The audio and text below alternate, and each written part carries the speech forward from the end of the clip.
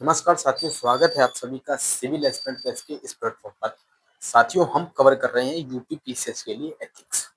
तो अभी तक हमने लगभग सभी यूनिट कर और हमारी लास्ट यूनिट चल रही है। हमारी जो यूपी पीसीएस की सीरीज आपको मिल जाएगी, यूट्यूब पर प्लेलिस्ट मिल जाएगी सिविल एस्पिरेंट टेस्ट नाम के चैनल पर। तो जो स्टूडेंट हमारे साथ अभी जुड़े हैं तो वो हमारा यूट्यूब चैनल जाकर के सब्सक्राइब कर सकते हैं। वहां पर आपको मिल जाएगी प्लेलिस्ट पूरी चैनल पर पड़ी हुई, ठीक है। तो यदि आपको कोई पिछली क्लास का डाउट हो तो बताइए, नहीं तो फिर हम स्टार्ट करते हैं। हाँ, पिछली क्लास में कोई भी डाउट हो तो पूछिए, नहीं तो फिर हम स्टार्ट करते हैं, ठीक है। हाँ, अंतरराष्ट्रीय संबंधों में यही हमने पढ़ा था, ठीक है। नैतिक मुद्दे, कोई भी उससे लेकर कोई समस्या हो तो बताइए। बुक पढ़ने में प्रॉब्लम हो रही है? अच्छा, तो ऐसा कीजिए ना, धीरे धीरे करके ट्राई कीजिए। अगर आप एकदम चाहेंगे कि एकदम आप महारथी किसी चीज में बन जाए, तो किसी भी फील्ड में आप एकदम से मास्टर नहीं हो सकते। धीरे धीरे प्रैक्टिस के साथ ही चीजें बदली जा सकती हैं। तो आज मान लीजिए आपका बिल्कुल बुक नहीं पढ़ पा रहे हैं, यदि आप, तो आप क्या करेंगे? आप एक काम कीजिए, टारगेट फिक्स कर दीजिए कि आज मुझे 8 से 10 पेज पढ़ने हैं। धीरे धीरे दूसरे दिन आप कीजिए 10 से 12 पेज कर दीजिए। तीसरे दिन आप कीजिए कि 12 से 15 पेज कर लीजिए। इस तरीके से पेजों की संख्या बढ़ाइए आप धीरे धीरे करके। फिर आप धीरे धीरे जब एक हफ्ता बीत जाएगा, उसके बाद आप कोशिश करेंगे कि आप अपने टारगेट में एक चैप्टर को लेकर के चलेंगे। आप आज चैप्टर 1 कंप्लीट कर लेंगे, फिर उस टॉपिक वाइज करने की कोशिश करें। तो इस तरीके से लेकर के चलना है। टारगेट तो बनाना ही होगा, बिना टारगेट बनाए आप चीजें कवर नहीं कर सकते। तो ये रियलिटी है बिल्कुल। यदि आप बुक नहीं पढ़ पा रहे हैं तो इसका कारण है फिर आप बुक अभी तक नहीं पढ़ रहे हैं। तो प्रयास तो चालू करना ही, बिना चालू किए कोई चीज नहीं हो सकता ना। स्टार्टिंग तो करनी ही होगी। प्रयास कीजिए कि जल्द से जल्द स्टार्ट करें। और ये याद रखिएगा, आप इस कंडीशन में मत रहिएगा कि आगे चल के आपका सिचुएशन बन जाएगी तब आप पढ़ेंगे, आपका इंटरेस्ट डेवलप हो। देखिए, बुक रीडिंग ऐसी चीज है ना, आप उसमें कभी भी, जब तक आप खुद से नहीं पढ़ना चाहेंगे तब तक पढ़ नहीं सकते। हाँ, याद रखिएगा। ये बहुत बड़ी मिस्टेक है कि किताब में कलेक्ट कर लेने से आप किसी भी एग्जाम को नहीं निकाल सकते। उन किताबों को पढ़ना होगा और पढ़ने के बाद रिवीजन करना होगा, री रिवीजन करना होगा। बिना मेहनत के कोई शॉर्टकट नहीं है, मेहनत का कोई अल्टरनेटिव नहीं है। इसलिए सिर झुकाओ और मेहनत करो, सीधी बात है। स्टार्ट करता हूँ। मोटिवेशन लाइन हो गई आप लोगों की ज्यादा, ठीक है। अच्छा, ठीक है। आंसर राइटिंग, हाँ आपने भेजा था आंसर, और आपका आंसर ठीक है। मैंने आपको रिप्लाई कर दूंगा। मैं आज आपको रिप्लाई कर दूंगा, ठीक है। कोई प्रॉब्लम होती है तो बताइए, ठीक है। वैसे आपका आंसर मैं यहाँ बताऊं तो आपने बेसिक आंसर लिखा है, बट स्टार्टिंग है, ठीक है।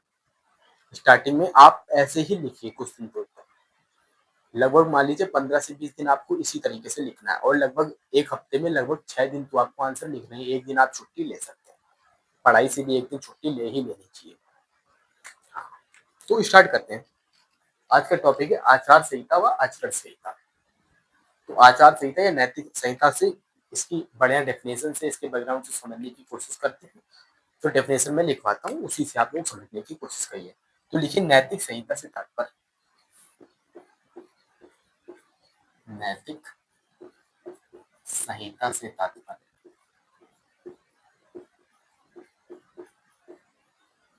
नैतिक संहिता से तात्पर्य आदर्शात्मक सिद्धांतों के ऐसे समूह, आदर्शात्मक, आदर्शात्मक सिद्धांतों के ऐसे समूह, आदर्शात्मक सिद्धांतों के ऐसे समूह से है जो, आदर्शात्मक सिद्धांतों के ऐसे समूह से है जो लोक सेवकों को, जो लोक सेवकों को, जो लोक सेवकों को नैतिक आधारों पर निर्णय निर्माण, जो लोक सेवकों को नैतिक आधारों पर निर्णय निर्णय निर्माण, नैतिक आधारों पर निर्णय निर्माण करने हेतु क्षमता निर्माण कर, नैतिक आधारों पर निर्णय निर्माण करने हेतु क्षमता निर्माण करते हैं, क्षमता निर्माण करते हैं। तो क्या नैतिक संहिता से तात्पर्य आदर्शात्मक सिद्धांत के ऐसे समूह से है जो लोक सेवकों को नैतिक आधारों पर निर्णय निर्माण करने हेतु क्षमता निर्माण करते हैं। ठीक है, और लिखिए नैतिक संहिता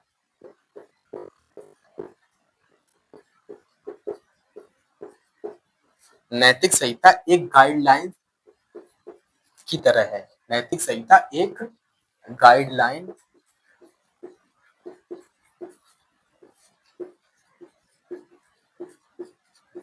नैतिक संहिता एक गाइडलाइन की तरह है जो उन मामलों में दिशा निर्देश देती है जो उन मामलों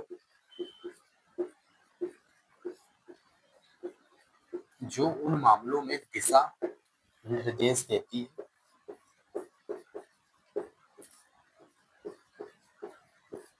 जो उन मामलों में दिशा निर्देश देती है जहां कोई विशेष नियम ना हो, जहां कोई विशेष नियम ना हो, जहां कोई विशेष नियम ना हो या नियमों की अस्पष्टता हो, या नियमों की अस्पष्टता। तो नैतिक संहिता एक गाइडलाइंस की तरह है जो उन मामलों में दिशा निर्देश देती है जहां कोई नियम ना हो या नियमों की अस्पष्टता हो, तो गाइडलाइंस की तरह कार्य करते हैं। और नैतिक संहिता क्या विभिन्न संगठनों की अपनी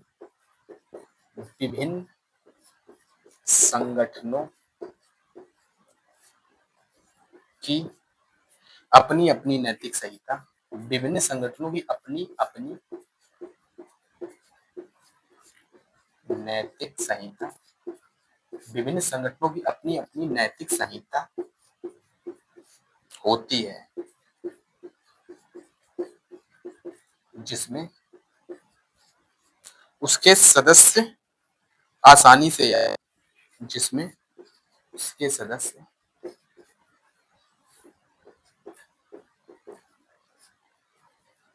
सदस्य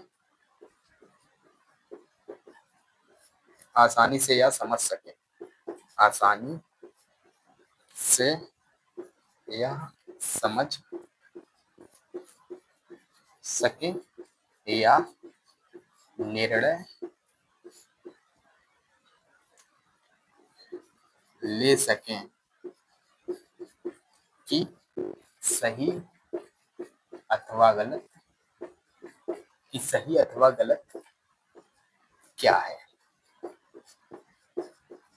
तो विभिन्न संगठनों की अपनी अपनी नैतिक संहिता होती है जिसमें उसके सदस्य आसानी से या समझ सके कि निर्णय ले सके समझ सके या निर्णय ले सके कि सही अथवा गलत क्या है। तो विभिन्न संगठनों की अपनी अपनी नैतिक संहिता होती है। आर्मी संगठन की अलग नैतिक संहिताएं होगी, प्रशासनिक संगठनों की अलग नैतिक संहिताएं होगी। तो अपने अपने हिसाब से नैतिक संहिताएं संगठनों की होती है। तो लिखिए इसको,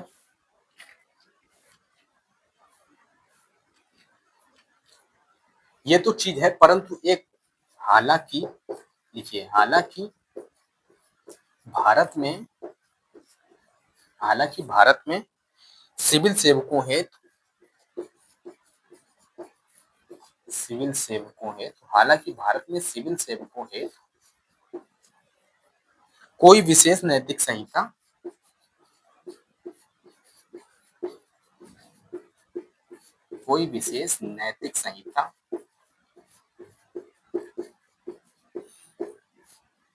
का निर्माण नहीं किया गया। कोई विशेष नैतिक संहिता का निर्माण नहीं किया गया।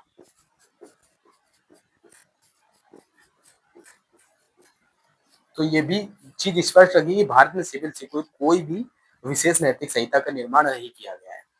सबसे बड़ी बात है ये, ठीक है। और बोर्ड वर्क आप लोग लिखिए, इसके बाद एक लाइन में और लिखवा लेते हो सेकंड एआरसी का रेफरेंस दे करके, देन आफ्टर नैतिक संहिता का इंट्रोडक्शन या बैकग्राउंड जो भी है वो कंप्लीट हो जाता है। तो आप लोग लिखिए तुरंत, फिर मैं स्टार्ट करता हूँ, ठीक है। जैसे ही लिख लेते हैं आप लोग तुरंत कमेंट में बताइए कि लिख गया, मैं तुरंत ही आपका करता हूँ, ठीक है।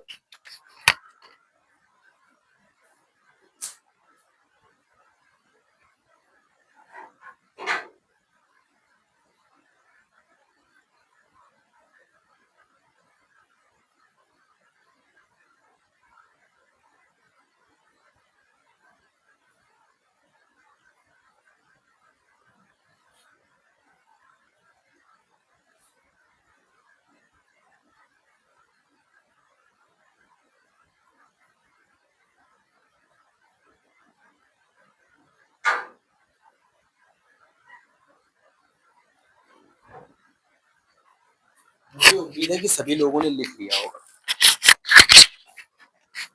लिख लिया ना, ठीक है, फिर मैं क्लियर।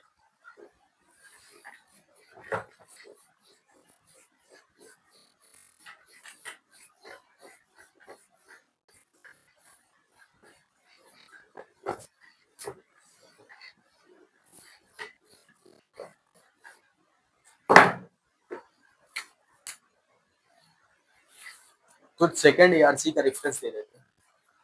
देखिए सेकंड एआरसी प्रशासनिक सुधार आयोग, जो इस सेकंड एआरसी का मतलब एडमिनिस्ट्रेटिव रिफॉर्म कमीशन का मतलब है, ठीक है। ये सरकार द्वारा गठन किया गया था, जिसमें प्रशासनिक सुधार से लेकर कई सुधारों की यहाँ पर समीक्षा की गई और सिफारिशें की गई, ठीक है। तो इसी में सेकंड एआरसी की चौथी रिपोर्ट में, सेकंड एआरसी की चौथी सेकंड एआरसी की चौथी रिपोर्ट में शासन, जो चौथी रिपोर्ट है वो शासन में नैतिकता, शासन में नैतिकता, जो चौथी रिपोर्ट है शासन में नैतिकता में सिविल से, तो सेकंड एआरसी की चौथी रिपोर्ट है जो शासन में नैतिकता में सिविल सेवकों हेतु नैतिक संहिता की आवश्यकता पर बल दिया गया। सिविल सेवकों हेतु नैतिक संहिता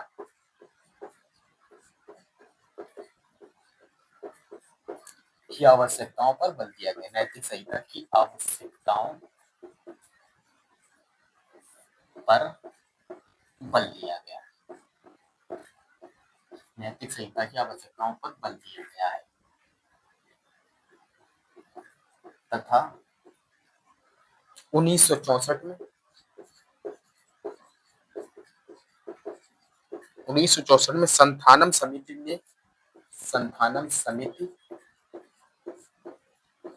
ने भी इसे दोहराया, ने भी इसे दोहराया। तो नैतिक संहिता पर की आवश्यकताओं पर बल दिया और इन लोगों ने सिफारिशें की है, सेकंड एआरसी में, और संथानम समिति ने इसे दोहराया, सिफारिश की है। परंतु अभी फिलहाल में कोई नैतिक संहिता नहीं है सिविल सेवकों के लिए, ठीक है। तो अब देखते हैं सिविल सेवकों है तो नैतिक संहिता।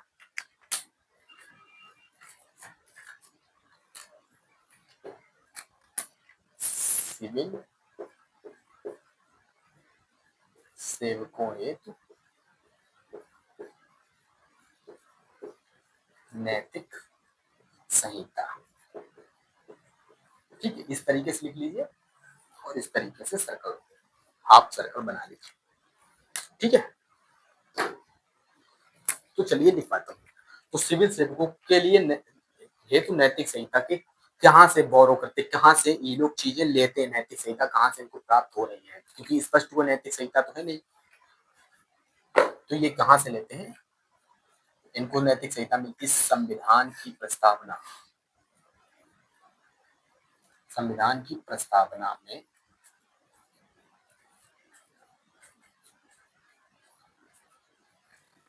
संविधान की प्रस्तावना में आदर्श प्रति निष्ठा, आदर्शात्मक नहीं, आदर्शों के प्रति निष्ठा, आदर्शों के प्रति निष्ठा। ठीक है, एक तो संविधान की प्रस्तावना में आदर्शों के प्रति निष्ठा, तटस्थता व निष्पक्षता बनाए रखना, तटस्थता, तटस्थता व निष्पक्षता बनाए रखना, तटस्थता व निष्पक्षता बनाए रखना। ठीक है, तटस्थता व निष्पक्षता बनाए रखना, किसी भी राजनीतिक दल के प्रति लगाव नहीं, किसी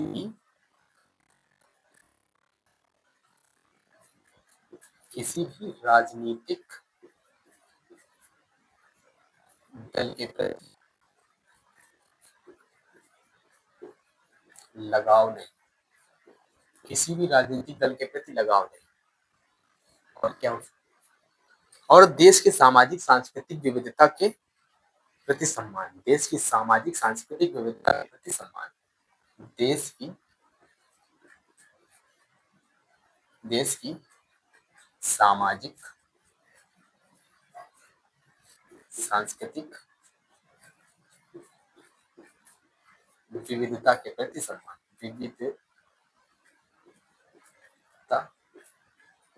के प्रति सम्मान। ठीक है, और कहां से बड़ों पर, और वंचित वर्गों के प्रति करुणा, वंचित वर्गों के प्रति करुणा, ये सभी नैतिक संहिता जैसे प्रतीत हो रहे हैं। ठीक है, और निर्णय प्रक्रिया में उत्तरदायित्व व पारदर्शिता, निर्णय प्रक्रिया में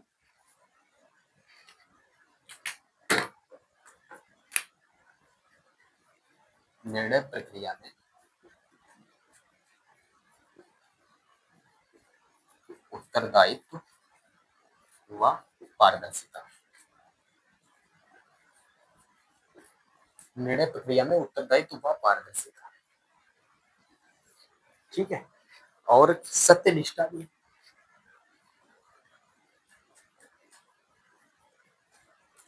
तो ये सभी एलिमेंट नैतिक संहिता है सिविल सेवकों के लिए। ठीक है, तो इतना काफी है मेरे सामने, इतना कंटेंट, और आप ऐसा ही डायग्राम सीधा जाकर के एग्जाम कॉपी में बना सकते हैं। ठीक है, तो अभी हमने बात कर ली आचार संहिता की, अब हम बात करते हैं आचरण संहिता की। लिख लिया ये, लिख लीजिए और कमेंट में बता दीजिए कि लिख गया, तो मैं तुरंत फिर इसको इरेज करूं। हाँ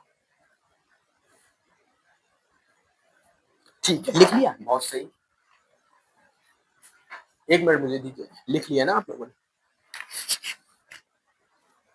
चलिए स्टार्ट।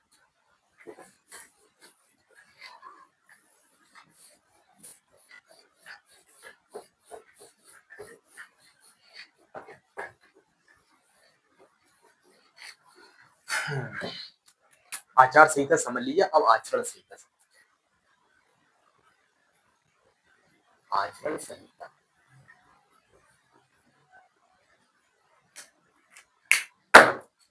ठीक है, आचरण संहिता को समझते हैं। तो लोक सेवकों का व्यवहार, लिखते रहिए मेरे साथ। ठीक है, लोक सेवकों का व्यवहार ही, लोक सेवकों का व्यवहार ही लोक सेवकों के आचरण को सुनिश्चित करता है। लोक सेवकों का व्यवहार ही लोक सेवकों के आचरण को सुनिश्चित करता है। लोक सेवकों का व्यवहार, लोक सेवकों का व्यवहार ही लोक सेवकों के आचरण, लोक सेवकों के आचरण को सुनिश्चित करता है। ठीक है, जो लोकतंत्र व्यवस्था का प्रमुख आधार है, जो लोकतंत्र व्यवस्था का, जो लोकतंत्र व्यवस्था का जो लोकतंत्र व्यवस्था का प्रमुख आधार है, जो लोकतंत्र व्यवस्था का प्रमुख आधार है। आचरण संहिता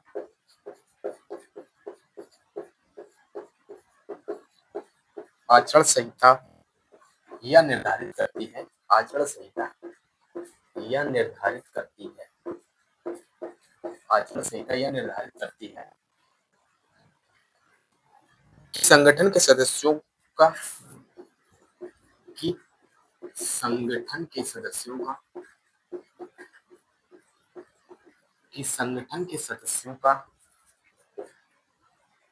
संगठन के अंदर व बाहर किस प्रकार व्यवहार होना चाहिए। संगठन के अंदर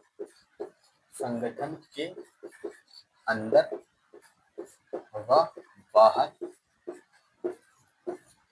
किस प्रकार का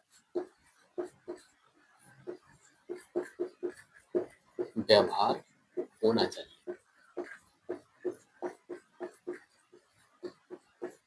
ठीक है।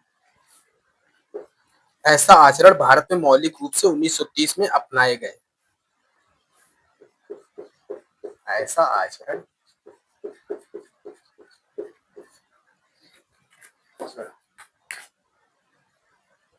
भारत में मौलिक रूप से 1930 में अपनाए गए। भारत में मौलिक रूप से 1930 में अपनाए गए। ठीक है। तो 1930 में क्या अपनाएगा, 1930 में कुछ चीजें बना दी कि क्या आप कर सकते हैं और क्या आप नहीं कर सकते, डूज एंड डोंट क्लियर किए गए। ठीक है। तो लिखिए dos and don'ts, dos and don'ts. तो डूज क्या करना चाहिए, ठीक है, क्या करना चाहिए, और डोंट क्या नहीं करना चाहिए, क्या नहीं करना चाहिए, क्या नहीं करना चाहिए। ठीक है। डूज में क्या करना चाहिए होता और डोंट में क्या नहीं करना चाहिए। ठीक है। तो डूज एंड डोंट को लिखवाया जाए इस तरीके से नहीं, ऊपर में ये दो आप लोग लिख चुके ना, तो अब मैं ऊपर वाला इरेज कर देता हूँ और उसके बाद सीधे पर लिखवाता हूँ, काफी लंबा स्क्रीन हो जाएगा, बोर्ड में बन नहीं पाएगा। ठीक है।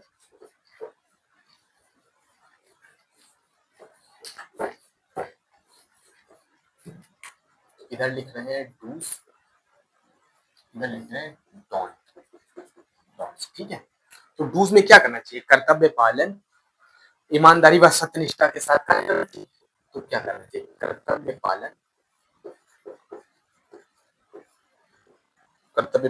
ईमानदारी व सत्यनिष्ठा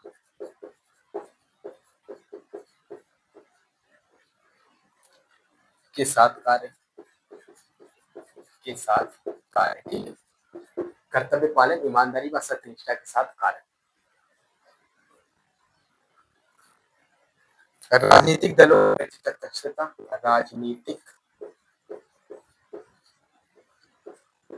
दलों के प्रति तटस्थता, न्यूट्रलिटी। ठीक है।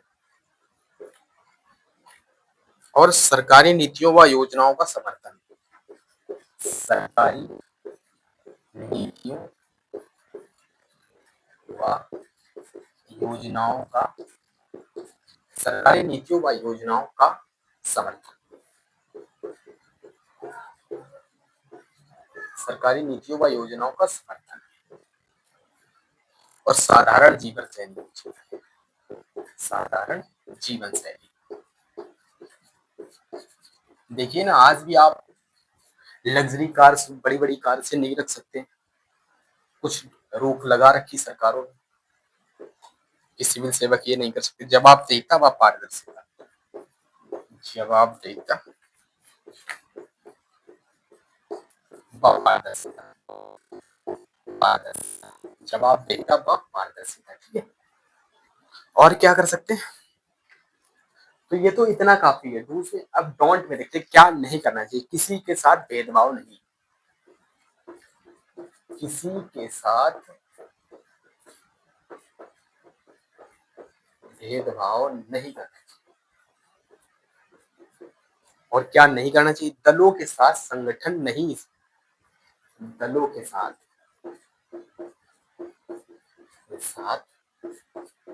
संगठन नहीं। ये पब्लिक एडमिनिस्ट्रेशन का सिद्धांत है कि सरकारी अधिकारियों को संगठन नहीं बनाना चाहिए। सपोज एग्जांपल, इंडिया में आईएएस एसोसिएशन है और भी कई जातियों के संगठन बने हुए हैं, अधिकारी संघ टाइप के, रेलवे में संघ बने हुए हैं, तो वे सभी सरकार के ऑफिशियल संगठन वे नहीं है।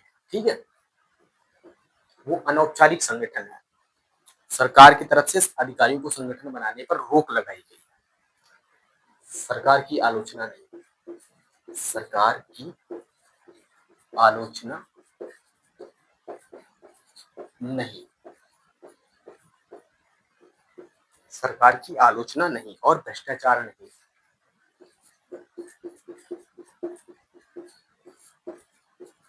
नहीं, और क्या चीजें हो सकती? विवाह संबंधी निर्देश नहीं देना चाहिए किसी को। ठीक है, विवाह संबंधी निर्देश, विवाह संबंधी निर्देश। और क्या चीज? नशे से दूर रहना चाहिए। ये बहुत ही हिदायत दी गई, बहुत सख्त हिदायत दी गई, नशे से दूर। एक पीसीएस अधिकारी नशे में आया और वो ड्यूटी पर चला गया, तो देखिए आप उनके सीनियर्स ने उनके साथ क्या किया, उनको पूरी तरीके से सस्पेंड कर दिया और इनका प्रमोशन की जगह डिमोशन हो गया। वो अधिकारी थे और उनका डिमोशन करके उनको कांस्टेबल बना दिया गया। ऐसी भी घटनाएं मिलती। तो अखिल भारतीय सेवाओं के लिए 1955 में आचरण संहिता नियम बनाए गए। ठीक है, अखिल भारतीय सेवाओं के लिए लिखिए, अखिल भारतीय सेवाओं के लिए। पेन चेंज कर देता हूँ तो आपको लगेगा इसमें क्या।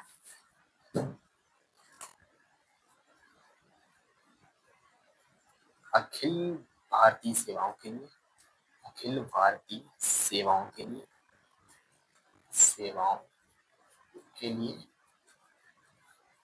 1955 में,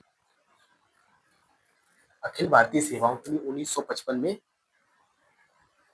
आचरण संहिता नियम बनाए गए।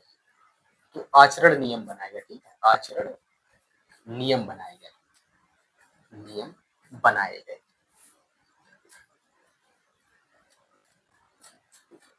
तो देखिए कुछ लोग या कुछ कोचिंग्स या कुछ स्टूडेंट की मैंने टेंडेंसी देखी, अब वो ये आचरण संहिता के नियम पूरे पढ़ेगा। भाई यहाँ पर इतना थोड़ी डिटेल डिटेल में कभी पूछा ही नहीं जाएगा एग्जाम में कि आचरण संहिता के नियम क्या वो बताइए। सभी नियम कोई नहीं पूछने वाला। ठीक है, तो इस पर एनर्जी अपनी बिल्कुल भी वेस्ट मत कीजिएगा। कई कोचिंग्स को भी मैंने देखा कि वो आचरण संहिता के नियम पढ़ाती है, एक एक क्लास उसी में चली जाती 3-3 घंटे की। तो इस तरीके से नहीं होना चाहिए। तो इन चीजों से बचना है आपको। और क्या?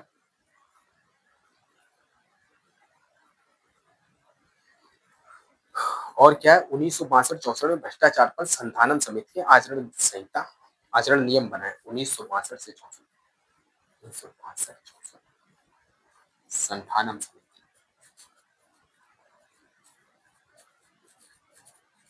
1962-64 में संधानम समिति, 1962-64 में संधानम समिति जो भ्रष्टाचार पर, भ्रष्टाचार पर आचरण नियम, आचरण नियम बनाए गए,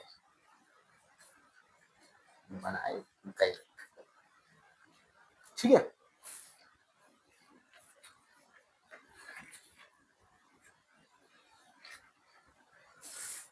अब हमने ये देख लिया। अब हम ये देखेंगे आचरण संहिता और आचार संहिता, इन दोनों में अंतर क्या है। आचार संहिता यानी नैतिक संहिता में अंतर क्या है, इसको देख लेंगे। देन आफ्टर हमारा ये टॉपिक कंप्लीट हो जाएगा। तो आप लोग लिखिए इसको, जैसे ही लिख लेते तुरंत बताइए, तो मैं स्टार्ट करता हूँ, उसको लिखवाता हूँ फिर।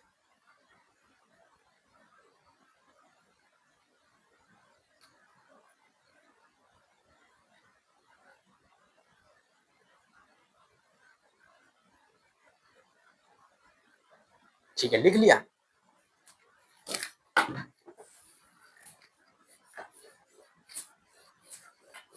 हाँ,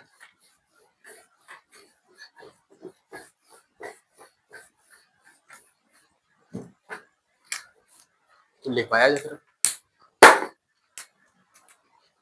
इसमें नहीं, इसमें है।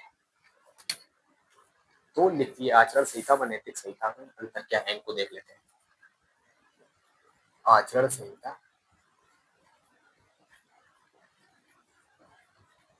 व नैतिक संहिता।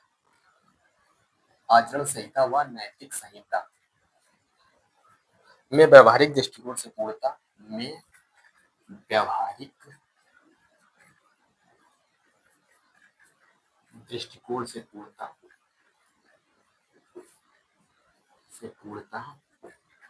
में व्यवहारिक दृष्टिकोण से पूर्णता अंतर नहीं किया जा सकता, अंतर नहीं किया जा सकता।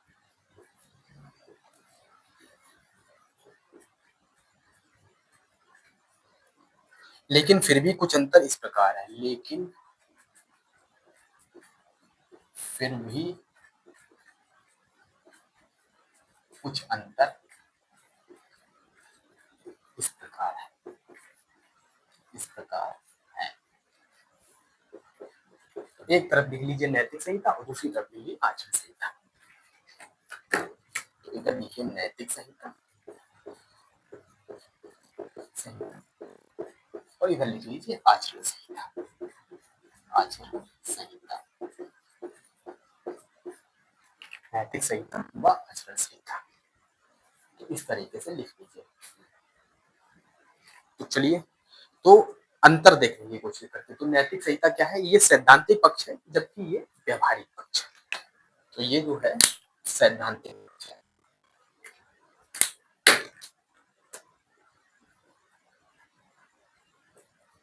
अरे यार, चल नहीं रहा। ये जो है ये सैद्धांतिक पक्ष है, जबकि आचरण संहिता क्या है, ये व्यवहारिक पक्ष है, व्यवहारिक पक्ष है। ठीक है, ये व्यवहारिक पक्ष है। इसमें क्या है, नैतिक मूल्य है और इसमें आचरण मूल्य है। इसमें क्या है, नैतिक मूल्य, और यहाँ पर क्या है, आचरण मूल्य, आचरण मूल्य। ठीक है, अंतर समझते चलिएगा। और यहाँ पर क्या है, सामान्य है और वह अमूर्त है, और यहाँ पर विशिष्ट व अमूर्त है। यहाँ पर सामान्य व अमूर्त बात की गई, और यहाँ पर क्या विशिष्ट व मूर्त बात की है। ये विशिष्ट व मूर्त है। हाँ, मूर्त अमूर्त समझ रहे हैं ना, ये आपको स्पष्ट दिखाई देगा, अमूर्त चीजें आपको स्पष्ट दिखाई नहीं देती है। ठीक है, और ये मार्गदर्शक सिद्धांत है, जबकि ये क्या स्वीकृत व अस्वीकृत व्यवहार है। ये क्या है, मार्गदर्शक स्वीकार, मार्गदर्शक सिद्धांत है। ये स्वीकृत, जबकि ये स्वीकृत व अस्वीकृत व्यवहार है। ठीक है, स्वीकृत व अस्वीकृत व्यवहार है। ये स्थायी है और ये परिवर्तनशील है, और ये परिवर्तनशील है।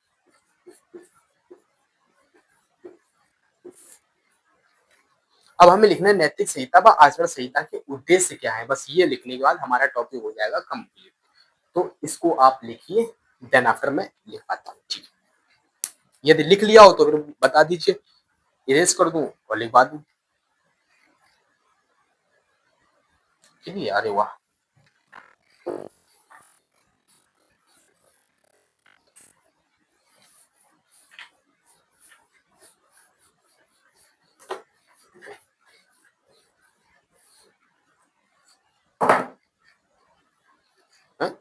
सर मैं नहीं लिख पाया। यूट्यूब पर हमारी क्लास अपलोड होती है डेली, तो आप वहां से जाकर के दोबारा वीडियो देख करके रिवीजन भी कर लीजिएगा और वहीं पर लिख लीजिएगा, ठीक है। तो अब लिखिए नैतिक संहिता व आचरण संहिता के उद्देश्य क्या है, इसको भी डायग्राम में बना लेते हैं। नैतिक संहिता व आचरण संहिता, नैतिक संहिता व आचरण संहिता के उद्देश्य, नैतिक संहिता व आचरण संहिता के उद्देश्य क्या है। तो क्या उद्देश्य हो सकते हैं, अभी हमने समस्याएं बताई, अब समाधान देख लेते हैं क्या उद्देश्य होते हैं, क्या उम्मीदें आप रखते हैं। एक तो भ्रष्टाचार में कमी होनी चाहिए भाई, ये तो बहुत आसान सी चीज है, भ्रष्टाचार में कमी, भ्रष्टाचार में कमी, और क्या जवाबदेहिता होनी चाहिए,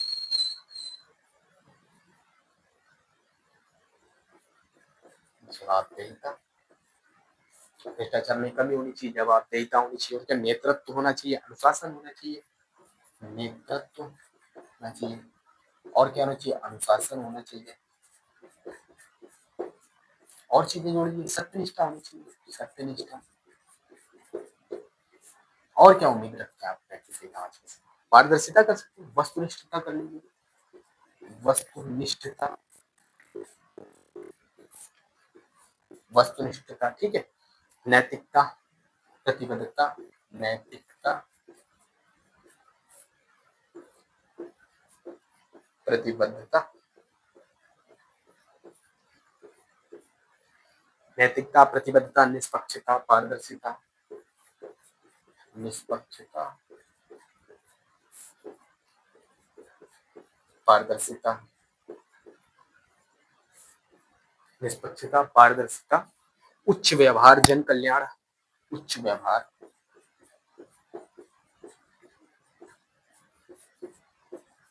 जन कल्याण, ये सभी चीजें नैतिक संहिता के उद्देश्य है। तो आप ऐसा ही डायग्राम डायरेक्ट एग्जाम में बना सकते हैं, तो इसलिए इस एग्जाम को आप अपने नोट्स में शामिल कर लीजिए। हाँ, अच्छा आप पूछना चाह रहे हैं कि अभी कितने टॉपिक और बचे हुए हैं, एक मिनट रुकिए मैं बताता हूँ आपको। देखिए अभी ये हमारा टॉपिक हो गया आचरण संहिता वाला, अभी हमारा एक टॉपिक बचा हुआ भ्रष्टाचार का टॉपिक और बचा हुआ है, भ्रष्टाचार की चुनौतियां, और एक जो टॉपिक हमारा रहेगा वो रहेगा सेवा प्रदान करने की गुणवत्ता, क्वालिटी ऑफ सर्विस डिलीवरी, ठीक है। तो क्या करें, भ्रष्टाचार वाला टॉपिक आज देख लें, भ्रष्टाचार की चुनौतियां, चलिए इसी को देख लेते हैं, भ्रष्टाचार की चुनौतियां क्या है, लिख लिया है ना आप लोगों ने। तो अब नेक्स्ट टॉपिक स्टार्ट होने जा रहा है, भ्रष्टाचार की चुनौतियां।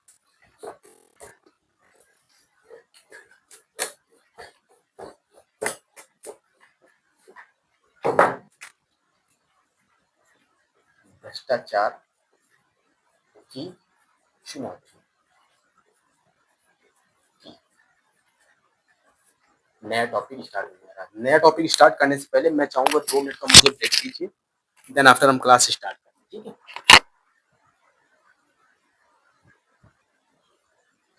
एक काम करते हैं, अपनी क्लास हम कल रखेंगे, तो आज की क्लास पे कोई डाउट हो तो पूछ लीजिए, नहीं तो आज की क्लास यहीं तक करते हैं।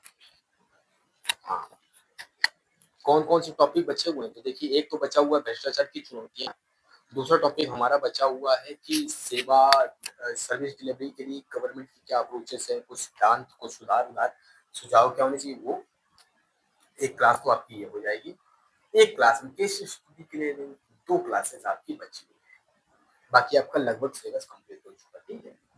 पीवाईक्यू को मैंने आपका मेथड बता दिया, उसी तरीके से आपको करना है, उसमें कुछ ज्यादा सुधार नहीं करना है, ठीक है।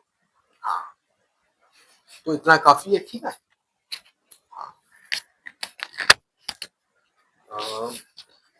देखिए जल्द कोशिश कर रहा हूँ, आप लोग जैसा बताएंगे वैसा हो जाएगा, कोई दिक्कत नहीं है। मान लीजिए यदि आप लोगों को इकोनॉमिक्स ही कमजोर है तो इकोनॉमिक्स ही कर दिया जाएगा, ऐसी कोई वो नहीं है कि बॉन्डिंग नहीं कि पेपर 5 ही करना है। मैं क्या सोच रहा हूँ कि पहले हम मेंस का सिलेबस कवर कर लें, देन आफ्टर हम उस सिलेबस को नेक्स्ट ईयर प्रीलिम्स के आसपास लगभग पहुंचेंगे, तो उस टाइम पे कवर करें तो ज्यादा अच्छा रहेगा हमारे लिए। परंतु कोई बात नहीं, जैसा आप बताएँगे वैसा हो जाएगा, कोई दिक्कत नहीं है, ठीक है? हाँ, ठीक, बिल्कुल, बिल्कुल, कोई दिक्कत नहीं है। आपका आंसर मिला, मिला है। ठीक है फिर, ठीक है, हाँ।